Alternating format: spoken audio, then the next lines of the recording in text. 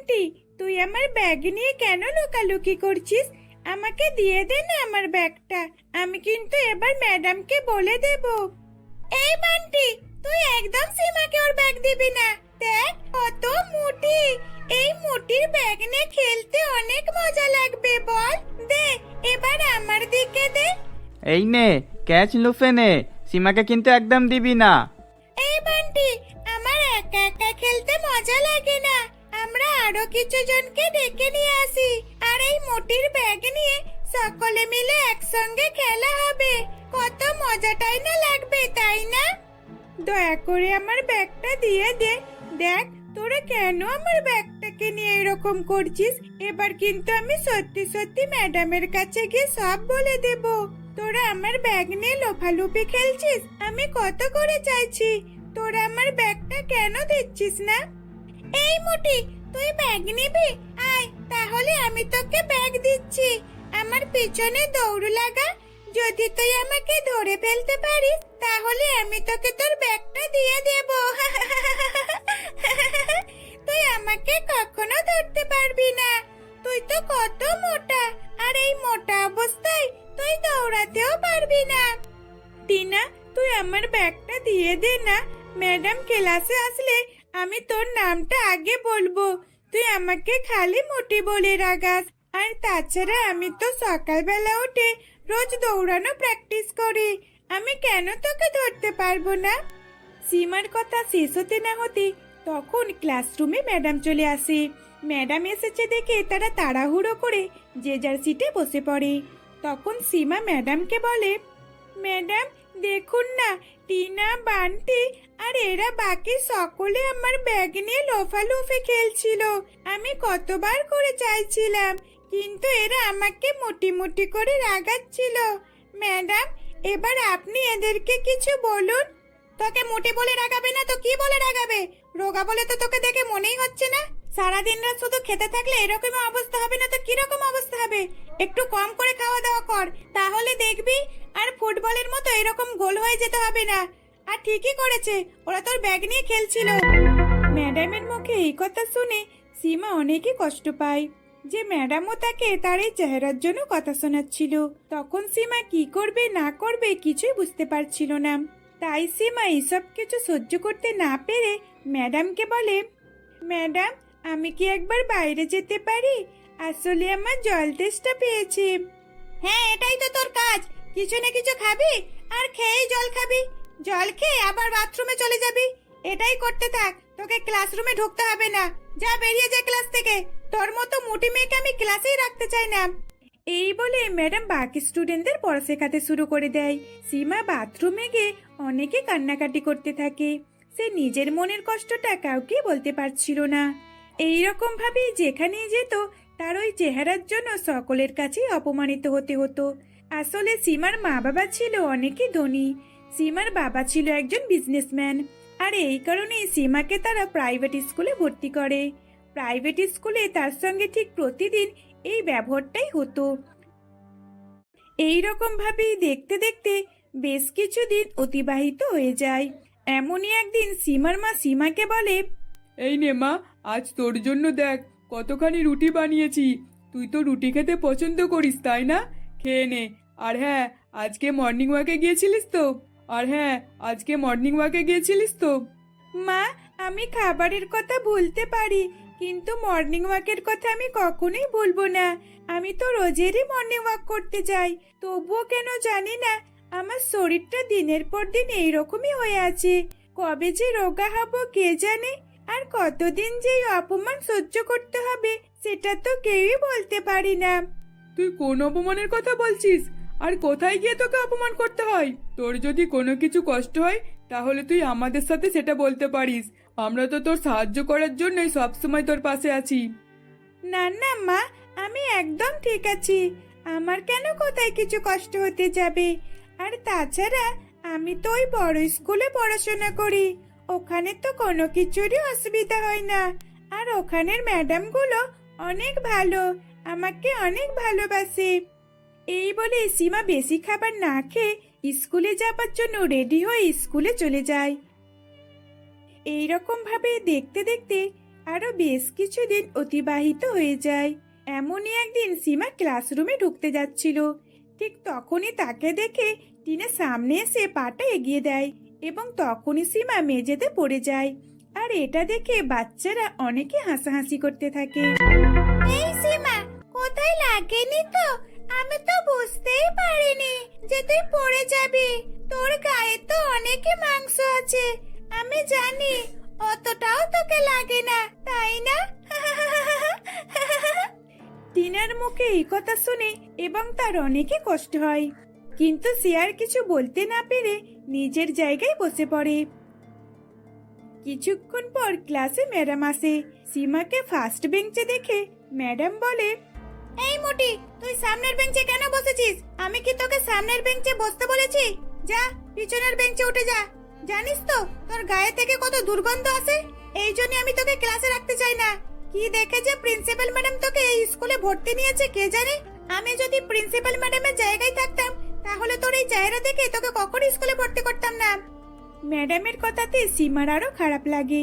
সে কিছু বলতে না পেরে চুপচাপ পেছনের বেঞ্চে উঠে গিয়ে বসে পড়ে। এইরকম ভাবেই দেখতে দেখতে আর অপমান সহ্য করতে করতে আরো বেশ কিছুদিন কেটে যায়। এমনই একদিন স্কুলের ম্যাডাম এসে ক্লাসের সকলকে বলে এক প্রতিযোগিতার কথা। বাচ্চারা, তোমাদের জন্য একটা খুশির খবর আছে।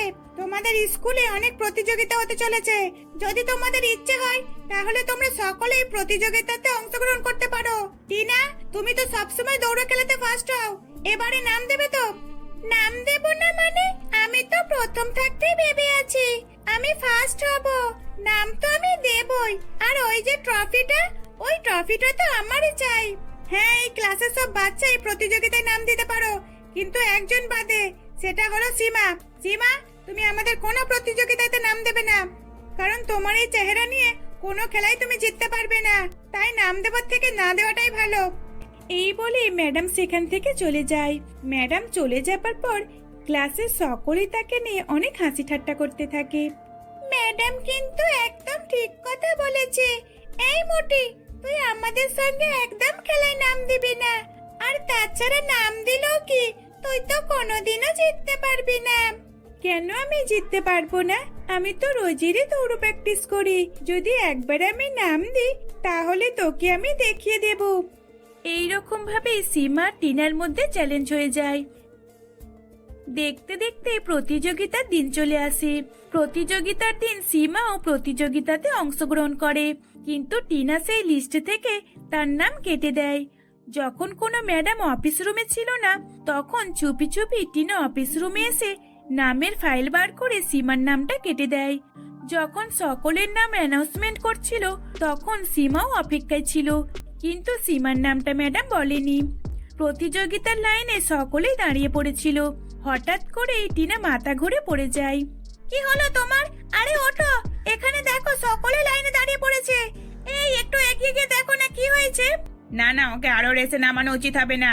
এই তোমরা বরং টিনাকে ক্লাসরুমে নিয়ে যাও, দেখবে ওর জ্ঞান ফিরে আসবে। আর ওর জায়গায় সীমাকে দাঁড় করিয়ে দাও। কিন্তু প্রিন্সিপাল ম্যাডাম, সীমার চেহারাটা দেখুন। ও কিভাবে এই প্রতিযোগিতাতে অংশগ্রহণ করতে পারে? ও তো হেরে যাবে।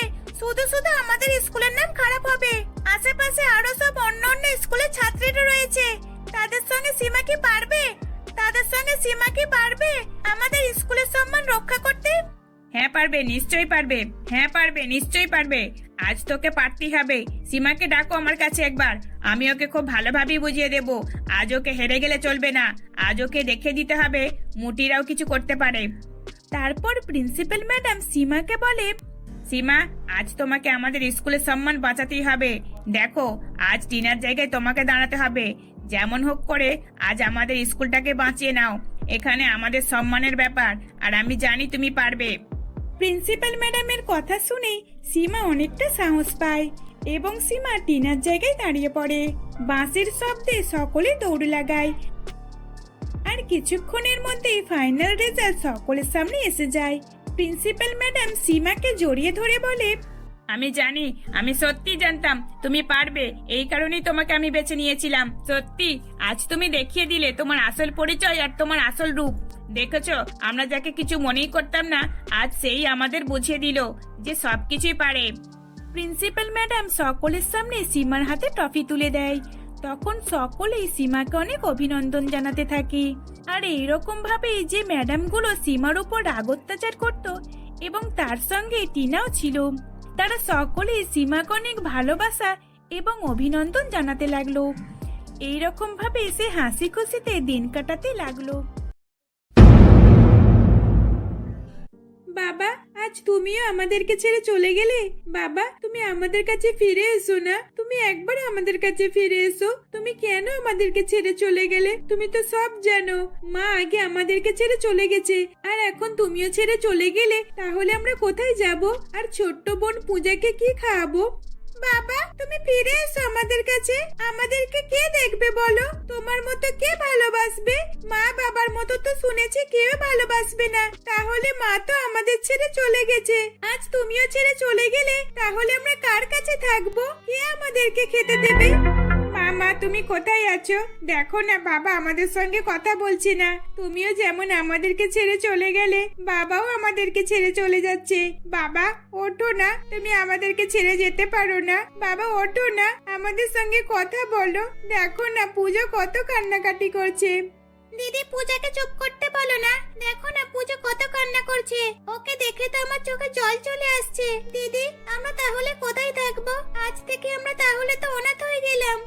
অনিতার মুখে এই কথা শুনে প্রিয়াঙ্কা আর পল্লবী অবাক হয়ে যায়। কিন্তু সত্যিই তো এটাই ছিল, তারা 5 বোন এখন অনাথ হয়ে পড়েছে। আসলে প্রিয়াঙ্কা, পল্লবী, পায়েল, অনিতা আর পূজা মা বাবার সঙ্গে ছোট্ট এক গ্রামে বসবাস করে। পূজা হওয়ার কিছুদিন পরে মা ছেড়ে চলে যায়। বাবা তাদেরকে লালন পালন করে বড় করতে থাকে। কিন্তু আজ এই কনকনে শীত সহ্য করতে না পেরে বরফের আঘাতে বাবাও তাদের 5 বোনকে অনাথ করে দিয়ে চলে যায়। তাই জন্যই আজ তারা 5 বোনে কান্নাকাটি করছিল এবং বাবাকে তোলবার চেষ্টা করছিল। আসলে তারা 5 বোনই খুবই ছোট। পল্লবী আর প্রিয়াঙ্কা একটু বুঝতে শিখেছে, যার কারণে তারা 2 বোনই বাকি 3 বোনকে বোঝানোর চেষ্টা করছিল। তারা যখন 5 বোনে কান্নাকাটি করছিল, তখন তাদের 2 কাকা রাকেশ আর সুরেশ বলে, প্রিয়াঙ্কা, পল্লবী, পূজা, মা তোরা কাঁদিস না। দেখ, তোরা তো আমার ভাইয়েরই সন্তান, আর ভাইয়ের সন্তান কখনো কি পর হয় বল? হ্যাঁ দাদা, তুমি একদম ঠিক বলেছো। এই, তোরা একদম কান্নাকাটি করবি না, চুপ কর, আমরা তো রয়েছি। এই বলে সুরেশ আর রাকেশ তাদের 5 বোনকে নিজের বাড়িতে নিয়ে যায়। তাদের 5 বোনকে দেখে সুরেশ আর রাকেশের নতুন বউ রেগে ফুলে ওঠে। কি ব্যাপার? এদেরকে তুমি কেন বাড়িতে নিয়ে এসেছো? তুমি জানো না এদের মা বাবা নেই? এরা অনাথ। এদেরকে তুমি অনাথ আশ্রমে দিয়েছো, বসে বসে আমাদের খাবে। হ্যাঁ স্বপ্না, তুই একদম ঠিক বলেছিস। রাকেশ, তুমি আমার কথাটা শুনে নাও। এদেরকে আমরা মায়ের মতো করেই ভালোবাসবো, কিন্তু এরা যদি কোনো উল্টোপাল্টা কিছু কাজ করে আর আমাদের কথা না শোনে, তাহলে কিন্তু এদেরকে আমরা এই বাড়িতে রাখবো না। আরে তোমরা শান্ত হও, কেন শুধু শুধু এরকম করছো? দেখো, ওরা তো আমাদেরই ভাইয়েরই মেয়ে। ভাই চলে গেছে বলে কি ওরা 5 বোনে অনাথ হয়ে গেছে? কিন্তু এখন তো ওদের দেখাশোনাটা আমাদেরই করতে হবে, তাই না? এই বলে তাদেরকে একটা রুম দেখিয়ে দেওয়া হয় এবং তারা ওই রুমেতেই 5 বোনে থাকতে শুরু করে। দেখতে দেখতে বেশ কিছুদিন অতিবাহিত হয়ে যায়। সুরেশ আর রাকেশ যখনই কাজে বেরিয়ে যেত, তখনই স্বপ্না আর রোশনির অত্যাচার শুরু হয়ে যেত। দেখোছো দিদি, সুরেশ আর রমেশ তো কাজে বেরিয়ে গেছে। এখনো মেয়েগুলো উঠবার সময় হলো না। যেন ঠান্ডা শুধু ওদেরকেই লাগে, আর আমাদেরকে তো লাগে না। দেখো, এবার থেকে ওদেরকে কেমন ভাবে কাজ করায়। এই কনকনে ঠান্ডাতেও ঠান্ডা জলে সবকিছু করাবো। হ্যাঁ স্বপ্না, চল ওদেরকে গিয়ে ডাকি, আর যদি না ওঠে তাহলে ওদের গায়ে ঠান্ডা জল ঢেলে দেবো। তুই বালতিটা সঙ্গে করে নিয়ে আয়, আর হ্যাঁ, হাত দিয়ে দেখবি যেন কনকনে ঠান্ডা হয়, আর তার মধ্যে 2টো বরফ ফেলে দিবি।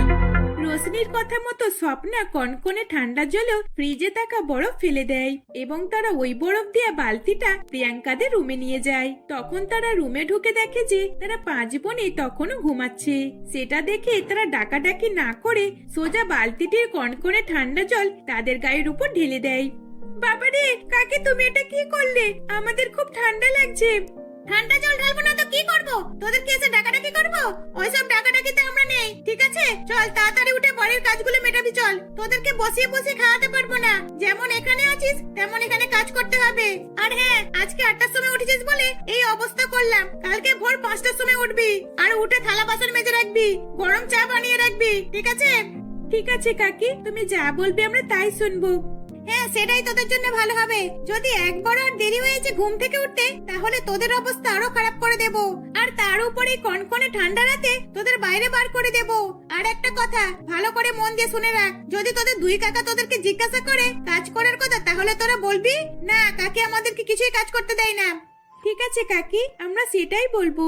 রোশনি আর স্বপ্না তাদের 5 বোনকে এইরকম ভাবে গরম দিয়ে চলে যায়। তারা রোজের রোজ শীতকালে সকালে দেরি করে উঠতে থাকে আর বাড়ির সব কাজকর্ম তাদের 5 অনাথ বোনের উপরে ছেড়ে দেয়। যখনই তারা কোনো কাজে না বলতো, তখনই তাদের উপর অত্যাচার শুরু হয়ে যেত।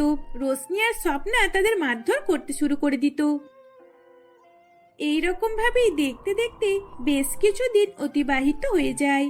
একদিন সুরেশ আর রাকেশকে কাজের ব্যাপারে বাইরে শহরে যেতে হয়। তারা বাড়িতে এসে ব্যাগপত্র প্যাকিং করে এবং তাদের 5 বোনকে বলে, প্রিয়াঙ্কা, পল্লবী, তোরা বাকি 3 বোনের দেখাশোনা করবি, ওদের ভালোভাবে যত্ন করবি, ওদের কোনো কষ্ট না হয়। আর হ্যাঁ, আমরা কয়েক মাসের মধ্যেই ফিরে আসবো। তোরা ভালোভাবে সকলে থাকবি। স্বপ্না, তুমি ওদের দেখাশোনা করবে মায়ের মতো, বুঝেছো?